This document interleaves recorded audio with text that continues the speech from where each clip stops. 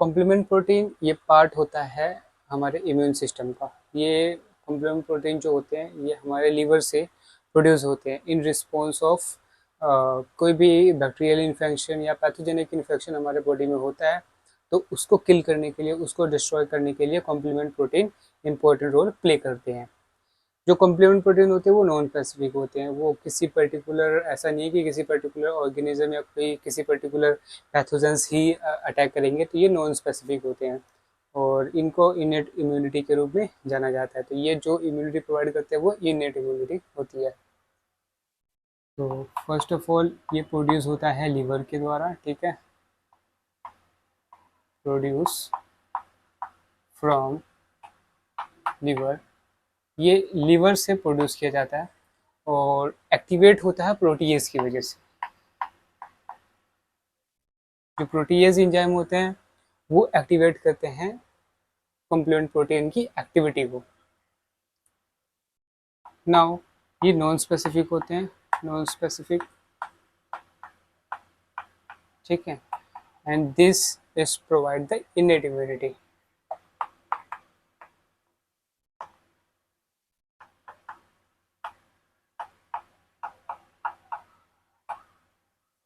ठीक है, तो सपोज जब भी कोई भी बैक्टीरियल इन्फेक्शन होता है, तो उसके जब इन्फेक्शन होता है तो उसके अगेंस्ट हमारे बॉडी में जो मास्ट सेल होते हैं वो एक्टिवेट हो जाते हैं।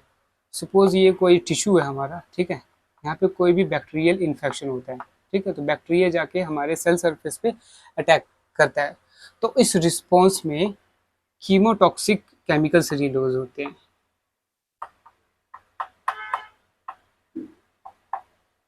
केमिकल, कीमोटॉक्सिन केमिकल जो कि बैक्टीरिया द्वारा रिलीज किया जाता है, ठीक है, और इसके रिस्पॉन्स में हमारा मास्ट सेल होता है जो कि हिस्टामिन हिस्टामिन रिलीज करता है, ठीक है, तो मास्ट सेल यहाँ पे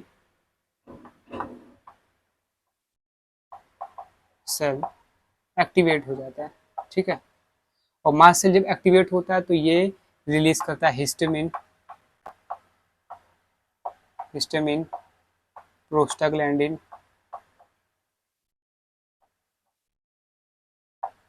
ठीक है, और प्रोटीएज भी रिलीज करता है जिसकी जिसकी वजह से जो ऑप्सोनिन है, हमारे बॉडी में जो ऑप्सोनिन प्रेजेंट है वो एक्टिवेट हो जाते हैं, ठीक है। तो अब मैकेनिज्म देखते हैं कि कॉम्प्लीमेंट प्रोटीन वर्क कैसे करता है।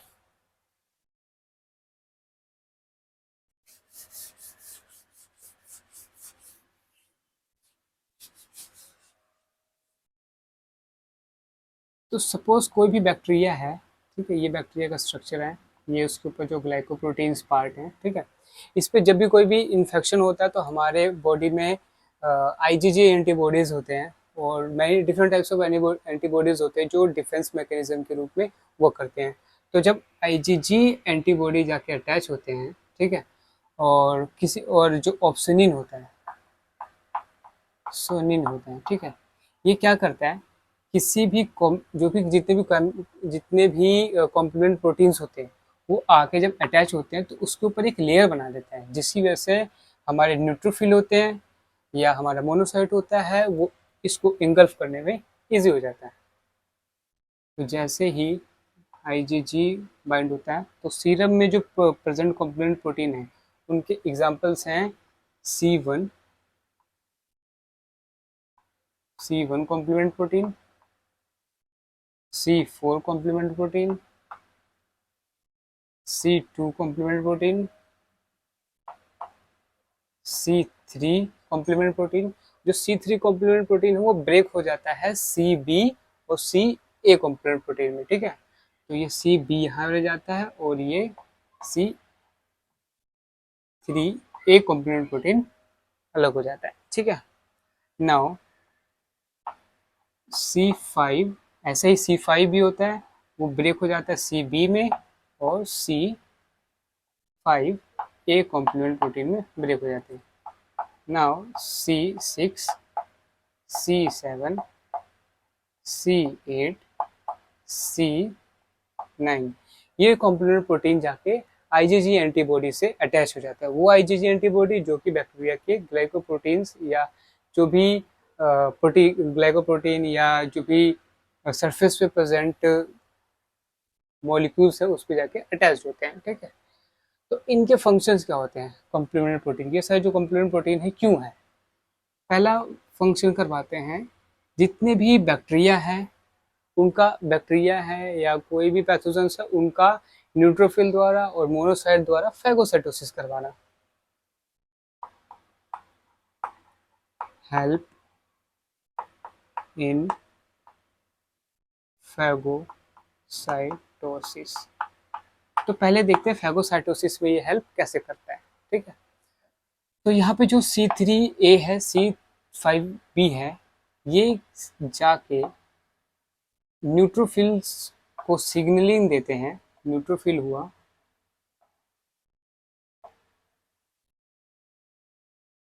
या मोनोसाइट्स हुए,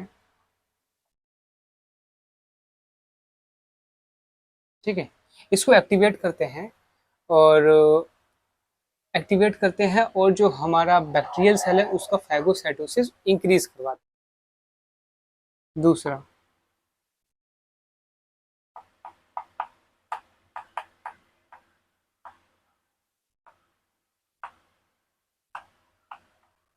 इन्फ्लेमेटरी रिस्पॉन्स। जो कॉम्प्लीमेंट प्रोटीन्स होते हैं वो इन्फ्लेमेटरी रिस्पॉन्स प्रोवाइड कराते हैं। मेनली C3A ये इन्फ्लेमेटरी रिस्पॉन्स प्रोवाइड करने में हेल्प करता है।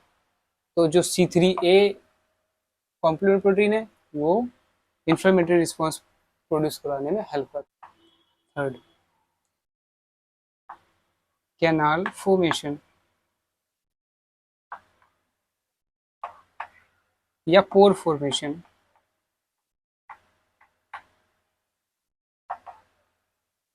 C5B और C6, C7, C8, C9 ये जो कॉम्प्लीमेंट प्रोटीन्स होते हैं इनका फंक्शन होता है कि एक कैनाल बना लेते हैं, एक पोर चैनल बना देते हैं, जिसकी वजह से क्या होता है कि जो बैक्टीरियल सेल वॉल है, ये बैक्टीरिया है, ठीक है, इसकी सेल में एक चैनल बन जाता है, पोर बन जाता है, ठीक है। ये पोर बनता है C5B, C6, C7, C8, C9 इनके द्वारा एक पोरिंग चैनल बन जाता है, जिसकी वजह से क्या होता है कि H2O मॉलिक्यूल जो सराउंडिंग में प्रेजेंट H2O मॉलिक्यूल है, इलेक्ट्रोलाइट है, ठीक है, वो इसके थ्रू अंदर जाने लगते हैं और इसके अंदर जाने से बैक्टीरिया बर्स्ट हो जाता है, ठीक है। इसके अंदर जाएगा तो बैक्टीरियल सेल वॉल धीरे धीरे चौड़ी होने की वजह से बर्स्ट हो जाती है, ठीक है। तो help in phagocytosis, inflammatory response, canal formation या पोर फॉर्मेशन इन द बैक्टीरिया, ये सारे फंक्शन हमारे कॉम्प्लीमेंट प्रोटीन के होते हैं। तो फैगोसाइटोसिस की जो फंक्शन होता है वो ऑप्सोनाइजेशन की वजह से होता है।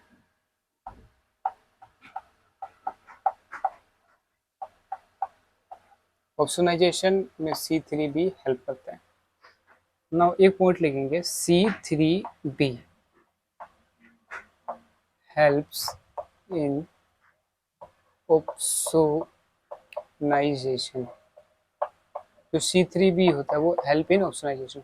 ऑप्सोनाइजेशन क्या होता है कि ये जो बैक्टीरियल मॉलिक्यूल है, ठीक है, इसके ऊपर ऑप्सोनिन की एक लेयर बन जाती है। ऑप्सोनिन की लेयर की वजह से जो हमारा न्यूट्रोफिल है या मोनोसाइट है उसको ईजी हो जाता है किसी भी बैक्टीरिया को इंगल्फ करके हाइड्रोलाइज कर देना है और ब्रेक कर देना। तो ऑप्सोनाइजेशन करने में C3B इम्पोर्टेंट रोल प्ले करता है, ठीक है।